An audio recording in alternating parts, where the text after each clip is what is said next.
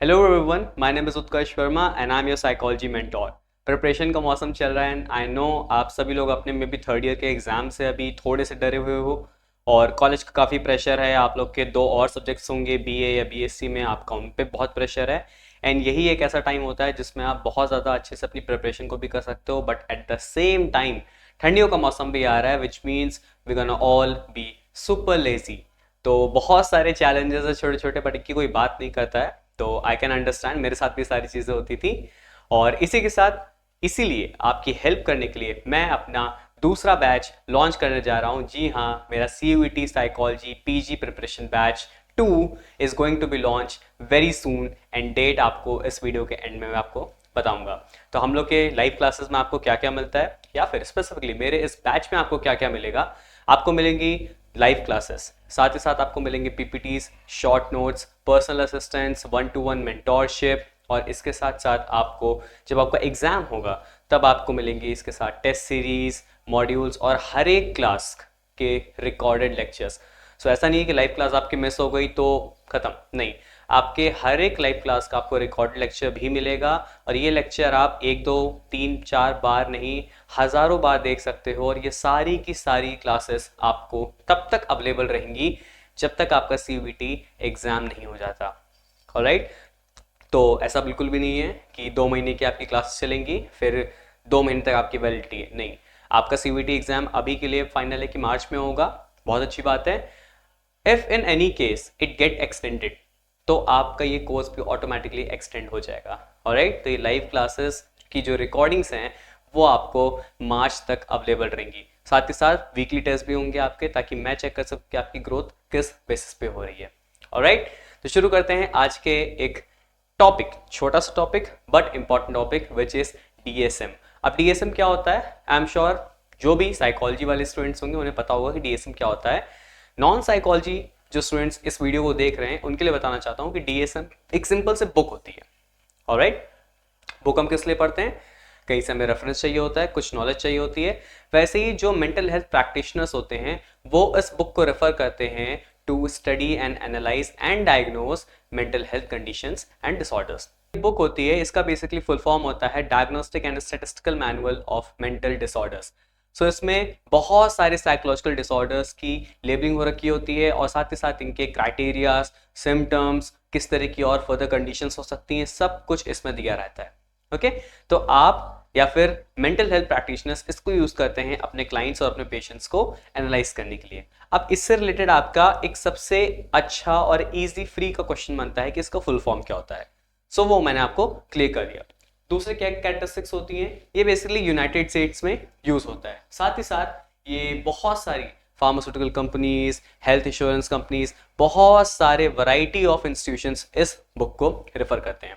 अब क्वेश्चन इससे बहुत सारे आते हैं। अगेन, ये भी जितनी भी मेरी सीरीज रहेंगी इन वीडियोस की, उसमें मेरा एम ये रहेगा कि आपको टॉपिक भी समझ आ जाए, साथ ही साथ आपको उससे रिलेटेड जो क्वेश्चंस आते हैं वो भी मैं बताता चलूँ। ऑलराइट, पहला क्वेश्चन आ गया DSM का फुल फॉर्म क्या होता है। दूसरा क्वेश्चन ये आता है कि DSM बनाता कौन है, कौन प्रिंट करता है इसे। Answer is APA। अब here is a twist, APA मतलब क्या, अमेरिकन साइकोलॉजिकल एसोसिएशन या अमेरिकन साइकेट्रिक एसोसिएशन। ये यहाँ पे बच्चे कंफ्यूज होते हैं, तो यहाँ पे डिफरेंस समझना पड़ेगा।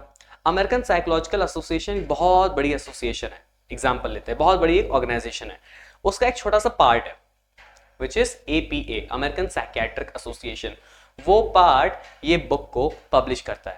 ऑलराइट, तो APA के बहुत सारे विंग्स हैं, उसमें से एक आपका पार्ट है APA, अमेरिकन साइकेट्रिक एसोसिएशन, जो आपका DSM पब्लिश करता है। तो अगर एग्जाम में क्वेश्चन आता है कि DSM कौन पब्लिश करता है, answer will be American psychiatric association and not psychological association. इसी के साथ साथ एक और क्वेश्चन आता है कि अभी कौन सा वर्जन चल रहा है DSM का। ऑलराइट, तो अभी जो करंट वर्जन आपका चल रहा है DSM का, वो चल रहा है DSM-5 TR। ऑलराइट, मार्च 2022 में लॉन्च हुआ था, आई गेस इसी साल मार्च 2022 में लॉन्च हुआ था। तो ये आपका DSM का करंट वर्जन चल रहा है। इसी के साथ साथ एक और बुक होती है जिसको हम बोलते हैं ICD, international classification of diseases. ये क्या होता है, ये भी एक बुक होती है जिसमें डिजीजेस, डिसऑर्डर सब कुछ लिस्टेड होते हैं। अब इसको कौन पब्लिश करता है, इसका भी क्वेश्चन आता है, तो इसका आंसर है WHO। वर्ल्ड हेल्थ ऑर्गेनाइजेशन इस बुक को पब्लिश करती है। तो ये आपस में साथ साथ कंटेम्प्रेरी चलते रहते हैं। अभी करंट में आईसीडी का 11th वर्जन रिवीजन चल रहा है। ऑलराइट, तो ये कुछ कैरेक्टरिस्टिक्स हैं आपकी डीएसएम की। अब एक और एक क्वेश्चन बनता है कि एपी के डिविजन्स कितने होते हैं। Answer is 54। But what is this 54? Division मतलब क्या? तो जो आपका एपीए है वो बेसिकली बहुत छोटे छोटे इंस्टीट्यूशंस, बहुत छोटे छोटे विंग्स में डिवाइडेड है। हर एक विंग का एक काम है। वो काम क्या है? किसी एक सब फील्ड या सब डिसिप्लिन जो आपका साइकोलॉजी का है उसको प्रमोट करना, उसमें रिसर्चेस कराना, उसको मॉडिफाई कराना, उसमें क्या इंप्लीमेंटेशंस हो सकते हैं, कैसे वो चीज़ें और बेटर हो सकती है, ये सारा काम देखते हैं। जैसे आपका एक्सपेरिमेंटल साइकोलॉजी है, स्कूल साइकोलॉजी है, क्लिनिकल साइकोलॉजी है, स्पोर्ट्स साइकोलॉजी है, इस तरह के बहुत सारे डिविजन्स हैं जिनको हम बोलते हैं एपीएस डिवीजन। ये टोटल आपके 54 होते हैं। दूसरा आता है कि हिस्ट्री क्या है हमारे डीएसएम की। आपका इससे एग्जाम में आई बी ऑनेस्ट एक क्वेश्चन आता है केवल, वो ये आता है कि डीएसएम फर्स्ट कब हुआ था। Answer is 1952। आपका जो सबसे पहली बार डीएसएम बुक पब्लिश हुई थी वो थी 1952 में। इससे यही क्वेश्चन आता है। तो again I will say study is not about how hard you get, it's about how smart you get. Alright, तो आज के टाइम पे हार्ड वर्क से कुछ नहीं होगा। और फिर बहुत लोग ऐसे कमेंट करते हैं कि स्मार्ट वर्क होता है, क्या होता है? यही होता है स्मार्ट वर्क। अभी हार्ड वर्क वाला करना क्या करेगा बच्चा? साइड डेट्स याद कर लेगा, लिख लिख के याद करेगा, कोई ज़रूरत नहीं है। पहले देखो एग्जाम में पूछा क्या जा रहा है, या फिर सुनो जो इंसान को पता है कि क्या पूछते हैं। ऑलराइट, तो अगर मैं बोल रहा हूँ कि केवल यही ईयर पूछा आता है, दैट मीन्स कि यही आता है। एज सच एज के पहले इतना कुछ नहीं आया। तो अगर आपकी किस्मत बहुत ज़्यादा ही खराब ना हुई तो ही ये सारे ईयर आएंगे, वरना आज तक किसी भी इंडिविजुअल यूनिवर्सिटी एग्जाम या सीवीटी में ये ईयर्स नहीं पूछे गए हैं। एक बार दो बार पूछा गया है, तो ये 1952 बोला गया। आगे बढ़ते हैं। मल्टी एक्सियल सिस्टम, ये क्या होता है? बहुत इंटरेस्टिंग चीज़ है ये। मेरा पर्सनल भी DSM-4 TR है, मैंने बहुत अपने स्टूडेंट्स को भी बोल रखा है। मेरा पर्सनल है, मुझे बहुत अच्छा लगता है DSM-4 TR। अब ये है क्या? पहले समझते हैं TR क्या होता है।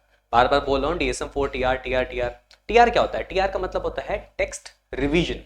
मतलब DSM-4 एक लॉन्च हुआ बुक, अब उसमें से वापस से उसको एनालाइज किया गया, वापस से उसको एडिट किया गया, एंड वी फाउंड कि कुछ वर्ड्स को हम चेंज कर सकते हैं। मे भी कुछ वर्ड्स का मीनिंग वो नहीं जा रहा है जो हम कन्वे करना चाहते हैं। सो जो एडिटर्स होते हैं वो वर्ड्स को चेंज कर देते हैं और वो हल्का सा एक न्यू एडिशन आ जाता है, लेकिन वो बहुत छोटा सा माइनर चेंजेस होते हैं, उसको हम बोलते हैं टेक्स्ट रिवीजन, TR।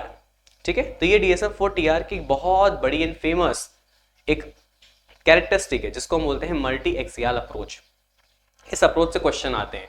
आप लोग को एक क्वेश्चन रहता है हमेशा कि सर इतने सारे वर्जन आ गए हैं, DSM-5 तो अभी चल रहा है, हम DSM-4 पढ़ें कि DSM-5 पढ़ें, उसमें भी TR पढ़ें कि R पढ़ें, बहुत कन्फ्यूजन रहता है। एंड आई ऑलवेज आंसर कि डिसऑर्डर जो होते हैं आपके क्वेश्चन उससे डालते हैं। ठीक है, DSM-4 और DSM-5 में बहुत बड़े बड़े डिफरेंस है, आई नो, बट डिसऑर्डर्स के जो सिम्टम है वो मेजर जो आपके एग्जाम में पूछने वाले हैं वो सेम है। स्किज़ोफ्रेनिया का सिम्टम वहां पे भी वही था, यहाँ पे भी वही है, क्राइटेरिया अलग हो जाता है, बट अगेन क्राइटेरिया से क्वेश्चन नहीं आता है। क्राइटेरिया का क्वेश्चन तभी आते हैं जब आप पीजी में साइकोपैथोलॉजी पेपर ऑप्ट करोगे, उसके पहले आपको क्राइटेरिया पढ़ने की कोई जरूरत नहीं है। ऑलराइट, तो ये मल्टी एक्सियल अप्रोच होती है। अब ये मल्टी एक्सियल अप्रोच होती क्या है, ये हम लोग नेक्स्ट वीडियो में अपनी इसी सीरीज में कंटिन्यू करेंगे। ऑलराइट, अब बहुत इंपॉर्टेंट चीज, मेरे न्यू बैचेस कब से स्टार्ट हो रहे हैं? So my new batches are going to be live from this 11th of December। Alright, 11th दिसंबर से मेरे सेकंड बैचेस स्टार्ट हो जाएंगे जिनका रजिस्ट्रेशन ऑलरेडी स्टार्ट हो गया है। आपकी स्क्रीन पे डिटेल्स आ रही होंगी। स्टडी कैपिटल ऐप पे आप जाइए, उसको परचेस करिए और डिस्काउंट कूपन को यूज करिए। ऑलराइट, मिलते हैं आप सभी के साथ क्लास में। Bye bye.